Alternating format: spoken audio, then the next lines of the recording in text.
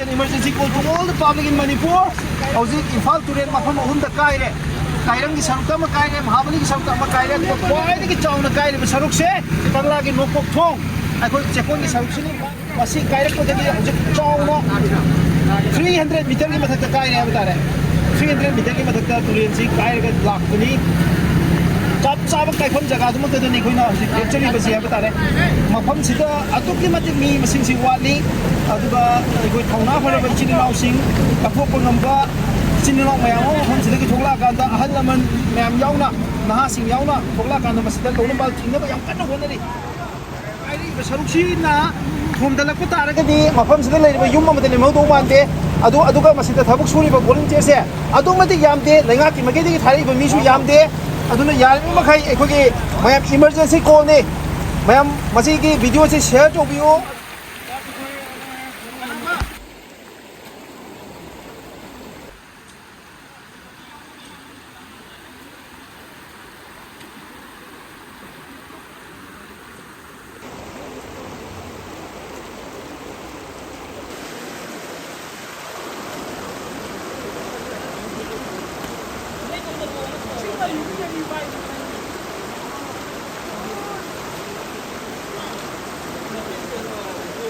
ꯑꯩꯈꯣꯏꯒꯤ ꯏꯝꯐꯥꯜ ꯚꯦꯂꯤꯗ ꯂꯩꯔꯤꯕ ꯃꯔꯨꯑꯣꯏꯅ ꯏꯝꯐꯥꯜ ꯑꯩꯈꯣꯏꯒꯤ ꯃꯌꯥꯝꯅ ꯎꯔꯤꯕ ꯍꯧꯖꯤꯛꯀꯤ ꯅꯣꯡꯄꯣꯛ ꯇꯣꯔꯕꯥꯟꯗꯣ ꯅꯣꯡꯄꯣꯛ ꯇꯣꯔꯕꯥꯟ ꯃꯌꯥꯝꯅ ꯂꯝ ꯀꯣꯏꯕꯒꯤ ꯁꯦꯝꯒꯠꯂꯤꯕ ꯃꯐꯝꯗꯣ ꯂꯣꯏ ꯊꯨꯡꯈ꯭ꯔꯦꯀꯣ ꯃꯌꯥꯝ ꯍꯧꯖꯤꯛ ꯎꯔꯤꯕꯤꯔꯤꯕꯁꯤꯅꯤ ꯃꯁꯤ ꯂꯣꯏꯅ ꯊꯨꯡꯈ꯭ꯔꯦ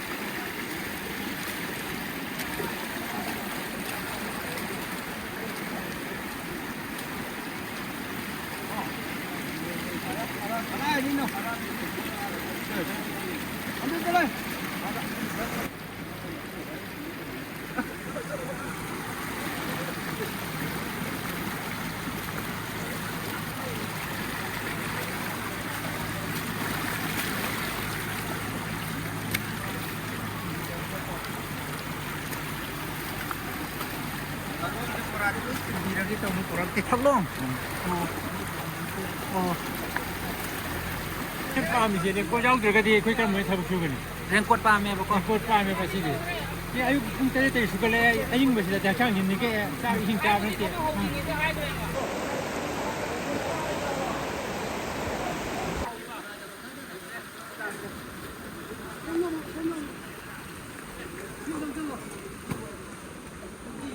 khandana minchati khandana asan oijaba aiguma ko khangani khandana miyam gi dang thola ga tin pang ba sidai hen ba leitre yam ti estu taw sok yam go ba mi miyam sina ko moi thola tin thola ga daga thabo ka su dana taw ri miyam as uchi yum su leire ne yam lai ba ti re uchi ma ha tare uchi macha ba tien hri as nan dai ro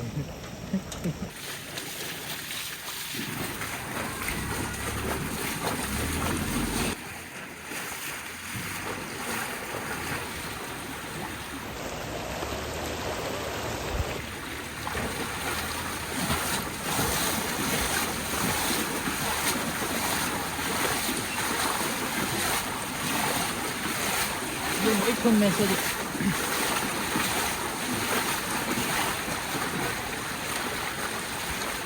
Siang dah kita begini. Kan.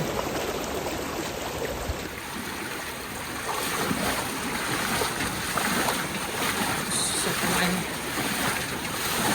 ini kita nak sendiri kan.